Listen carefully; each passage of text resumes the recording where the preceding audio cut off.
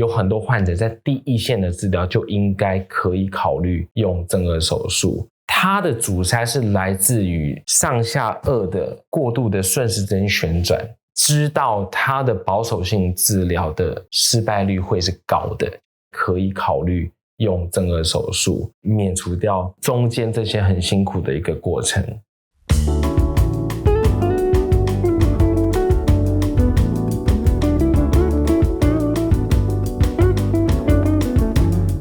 你的骨骼它会撑住你的呼吸道，所以当你的骨骼已经往后塞的时候呢，你的呼吸道就会比较狭窄。但是这个狭窄的呼吸道在睡着的时候就会变成塌陷的呼吸道，那塌陷的呼吸道就会变成一个阻塞的呼吸道。那阻塞的呼吸道就代表它会阻止气流的进出，气流的没有进出的时候呢，就会影响到我们的血氧浓度。对，那所以我们才称之为睡眠呼吸中止。所以这个呼吸中止是在睡眠当中，因为我们人在醒着的时候呢，我们可以去调节我们的姿势啦，延展我们的脖子，我们就可以产生不塌陷的呼吸道。所以睡眠呼吸中止是在睡眠当中才会产生的呼吸中止。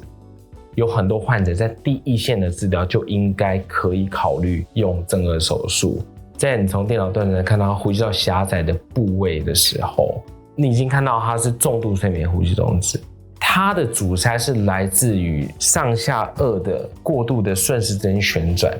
已经知道它的保守性治疗的失败率会是高的，就是说它是经过了这一连串的保守性治疗的，我们不要讲失败，而是说不适应这保守性治疗。但是其实在今天如果你回推到它在进行保守性治疗手术之前，如果可以那时候就得到它的电脑断层、颅眼的一个测量以及它的睡眠的检测的时候，我们就已经知道它其实可以在第一线的时候可以考虑用正颌手术，那它可以免除掉中间这些很辛苦的一个过程。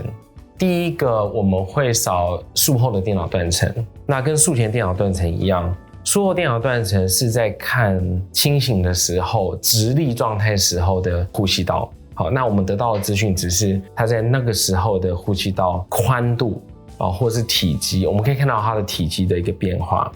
那我们也可以看到它的外观上的改变，或是我们可以看到它骨骼上面的排列会比较接近理想的状况哈。